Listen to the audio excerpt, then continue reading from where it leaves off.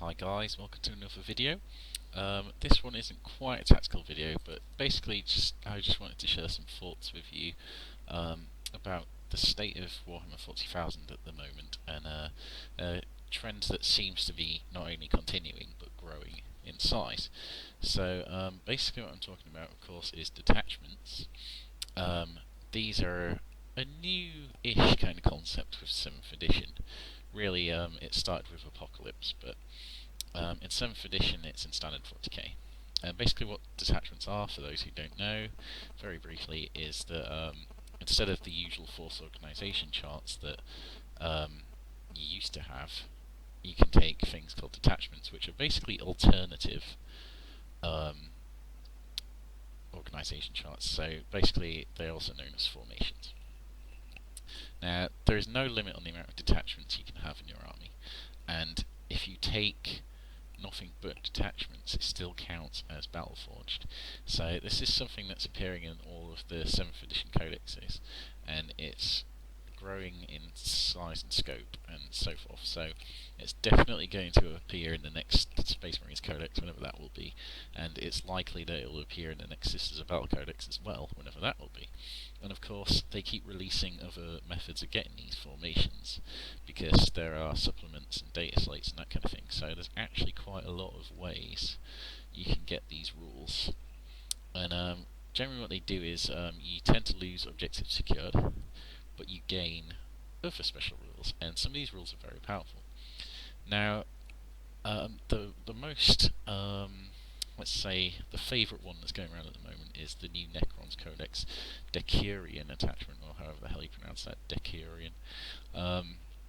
Basically what this does is it gives +1 reanimation protocols to everything in their army. Now that is pretty effective because it makes them a lot harder to kill, of course, and what people are doing is obviously taking this to outlast their opponents and stuff, and it's very, very powerful. Now, one of the key things that you can do with detachments, of course, is that you can combine them for more power. So what people are doing is taking the Decurion detachment and combining it with other detachments, including the Canoptech Spider formation. And what this is doing is giving the reanimations protocol role to everything in the army. So of course, not only do they have reanimation protocols on things that shouldn't normally, but that it's a 4-up. So that is very, very powerful, and you can see why it's basically very popular, because it makes Necrons incredibly hard to kill, especially when it's put on Wraiths like that. It's very, very difficult to take out. So here's the first problem. Okay. Basically what this is creating is basically that is, generally speaking, a more powerful setup than the standard Necrons. Okay? Fair enough, that's fine, you're following the formations, it's got certain penalties, you should take units that you might not necessarily do. Okay? The problem is, everyone is taking this formation.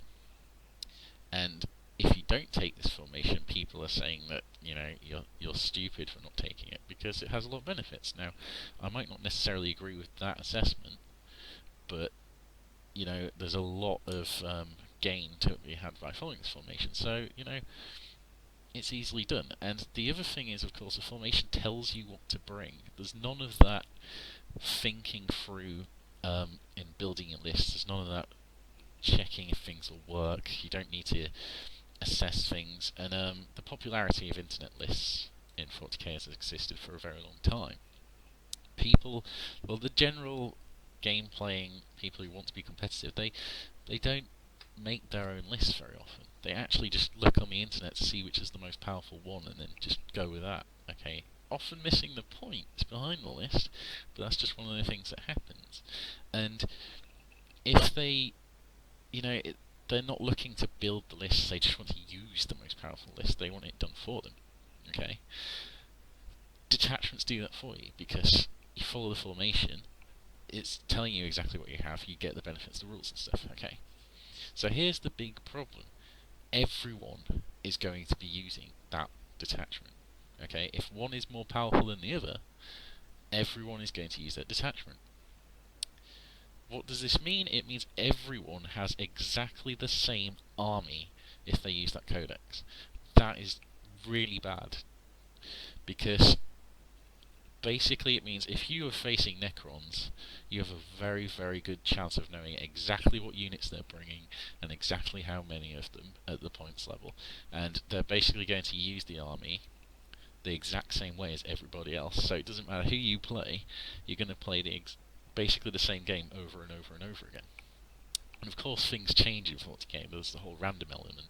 The player, such as they are, may affect things in a different way. And also, of course, they may react differently to the army you're presenting yourself across from them. And if they're smart, they should do. But that doesn't change the key fact that no matter what kind of tactics they employ, that army is exactly the same with the same strengths and weaknesses, because it's identical to all the other ones you've faced. And it's not so much a problem now, but it's already getting that way. And I can see it getting a lot worse as more codexes get released and more data slates. Now, of course, Games Workshop could easily shake this up constantly by releasing more and more formations, but there's a subset of people out there who don't care about that, and they're willing to pay the price of changing their army around and stuff like this. And I generally think what's going to happen is if someone builds an army for a particular if someone builds an army from a particular faction or codex, they're going to go for the most commonly used detachment, build to that, and if it changes soon after and their detachment is no longer effective, all they're going to do is go to a different army or quit the game entirely. Because why would they buy loads of new models when they could just get to a different one? Okay, and the problem is if they go to another army, they're basically following the same pattern anyway. So this is the problem. It basically means, even though it could change seasonally almost, you are going to end up facing the same exact thing. And this is the complete opposite of what Games Workshop have said they wanted to do with Detachments and Unbound and all this kind of thing. They were, allegedly trying to keep things as open and fresh as possible. People can bring what they want, so the meta is constantly changing and blah blah blah. But what they've actually created through these formations is a meta that's going to be completely set by them, reliant on them constantly updating and changing things, which can frustrate people, especially in a war game. This isn't Magic the Gathering, where you can just buy a new deck of cards or try and boost your deck of cards and stuff. These are models that take a deal of time to assemble and paint, as well as great cost. So it's not as simple as just changing it that way, and it's a bad model to follow in this sense. So this is the danger of detachments. You're easily going to get trapped if you go along with it, but then if you don't go along with it, then you've got an uphill battle, because of course you have to make your own armies and that kind of thing. And while I find that fun, and a lot of other people find that fun, many people don't, and they just want to go. They basically want to know what the best thing is they can take. And that's true of everything. It's not just in Warhammer 40,000. It's true of any kind of game. People look at strategy guides and that kind of thing. The best, most efficient way to beat the game. Makes sense. So that's basically what's going to happen, and it's happening already. Now, from the perspective of not following detachments, of course this has some benefits in terms of competitiveness, because you've got a very strong idea of what you're going to face, and if you could basically make an army that can deal with these detachments, and you know what your opponent's faction is, you can hazard a guess to exactly what units and models they have. So you could easily tailor lists to deal with it, or you could easily get the knack down of beating that list decisively, and there you go. You can carry that forward, and it's going to be easier to win every time, basically. Where it's bad is, of course, it's going to get very stagnant very fast, because you're going to be basically playing the exact same game every time you play that faction, and that's not fun for anybody, I don't think. So that's basically it. It's just something I wanted to cover. I think it is a danger, and the best way to avoid it is basically, no matter what the latest fad is in 40k, and this is a general rule anyway, not just detachments, whatever the latest, greatest fad is, make sure that you are playing the exact army that you want to, and make sure that you're not afraid to shake things up, but make sure you're building your own ideas in there and not just following the latest greatest, because it's a race that you won't ever be able to keep up with for very long. Um, and that's basically it. So, yeah, not really a particularly helpful video probably, but just something I kind of wanted to go over because, as I say, it's growing in popularity. So if you like this video, remember to click like. If you actually want to see some tactical videos or other 40k videos, then remember to click subscribe.